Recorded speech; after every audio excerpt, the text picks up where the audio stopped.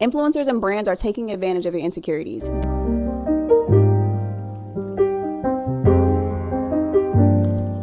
What's going on, and welcome back to the Strong on Purpose broadcast. I am your host, Coach Breezy, and I'm the founder and CEO of Breezy Fit Co., which I'm proud to say.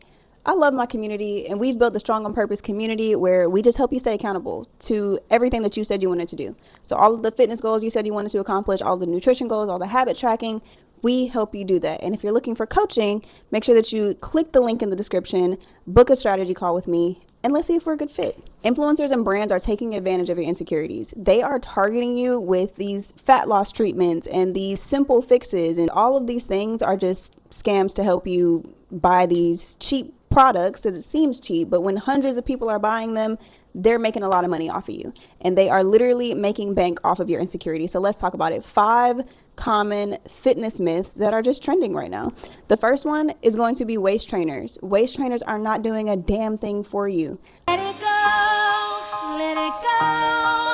can't hold it back anymore. We are trying to use these waist trainers because we feel like it's helping us to actually lose the fat. All it's doing is compressing the tissue, compressing the organs, and yes, it may make you sweat more, but the sweat is not fat loss. It's water loss. Water loss is not contributing to the overall goal. You're going to gain it right back as soon as you go drink a bottle of water, as soon as you get done with this workout. Fat loss doesn't happen until you are burning energy. You can't do it by just squeezing and compressing. You have to actually burn the stored energy in order to lose the fat. One thing that you can do to give the image or the symmetry of a smaller waist is by training the muscles around it. So if you train your back and you train your hips and glutes, that's going to give the illusion of a smaller waist. You're picking heavy stuff up, you're doing the strength training program, you're following these things and lifting heavy stuff.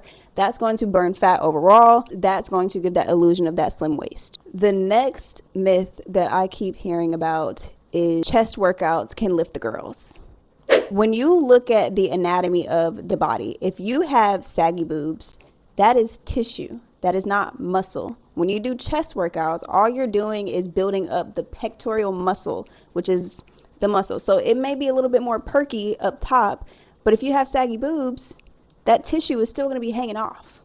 Sorry, but there's no way to really decrease that because it is tissue. Now, the one thing that you can do is actually start trying to lose weight. When you lose weight overall. So yes, more than likely, if you are overweight or if you have extra weight to lose, once you start doing overall strength training program, you're going to start to lose weight around your boobs, and they won't be as saggy. Now, again, that is your anatomy.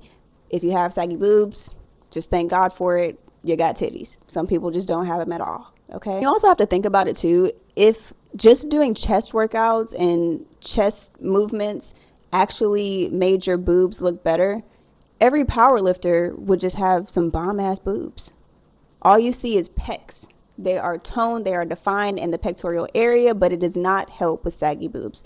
Sorry.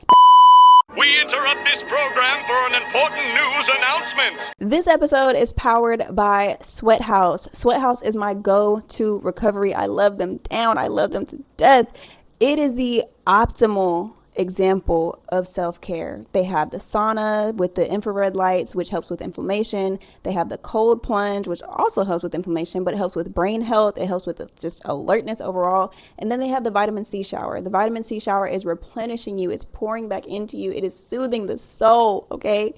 I love Sweathouz. If you want to try them out, they've actually got a little discount going on right now. So if they are local to you, make sure that you stop by your local Sweathouz and try out that cold plunge.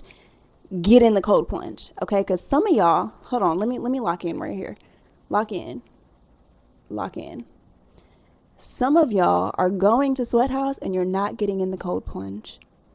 Shame on you. Get in that cold plunge. Push yourself. I challenge you today to get in that cold plunge next time you go. And if you haven't been yet, try it all out. Now, the next thing I want to talk about is the booty bands. These banded movements and these banded workouts that are just going to give you that fat ass that you're looking for. And bands are great for activation. They are great for warm-ups. They are great for burnout workouts, things like that. But when it comes to actually building muscle and growing the glutes, bands aren't what's going to actually make that happen. Muscle grows from progressive overload. So the more weight you pick up, the more you push your body, the more you're actually going to start growing the glutes. shout out to my girl Mecca, because she owns the loft and she has Oh My Glutes. They do a lot of banded movements. They do the steps, they do the classes. Mecca got an ass, but she also picks heavy shit up.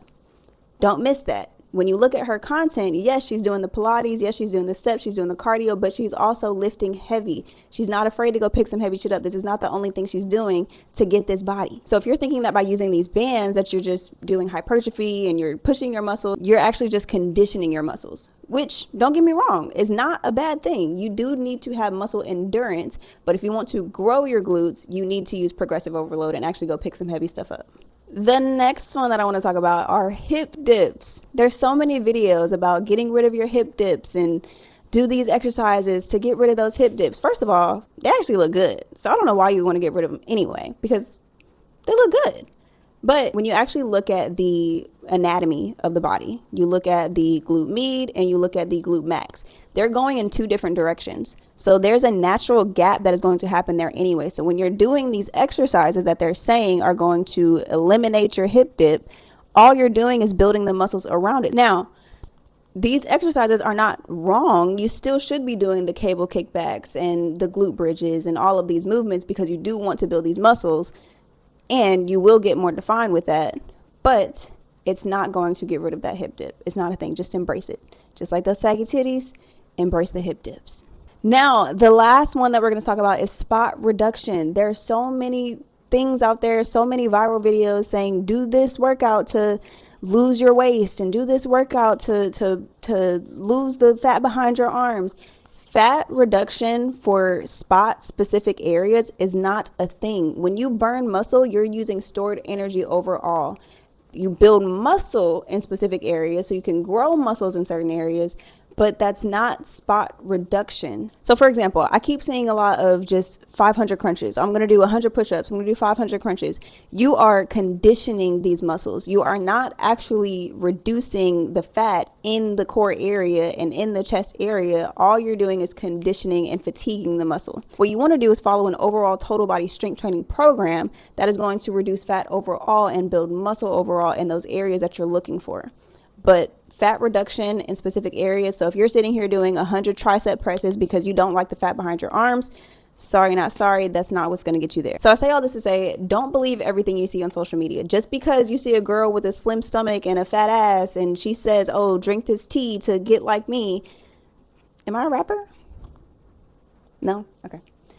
Just because she says that this one thing is what got her there, understand that this is a process. This is something that's going to take time. And I know nobody really wants to hear that. We just want the quick fixes. But I promise you, by you sitting here just following these influencer things that you see on social media all the time, that is keeping you from seeing these results. So one thing I want you to understand is when you're seeing all of these things on social media, understand that there's no quick fix. There are clients that it takes 200, 300 days to see the results that they're looking for, but you are seeing results over time. You may not be exactly where you want to be. You may not be exactly like this influencer that you're looking at on social media, but understand that it took them a while too. They had to start somewhere. They did not go from 300 pounds to 150 pounds just by drinking teas. And if you are interested in actually getting a program that works for you, me and my community, we have weekly group coaching calls. So these coaching calls hold you accountable to the things that you said you wanted to do.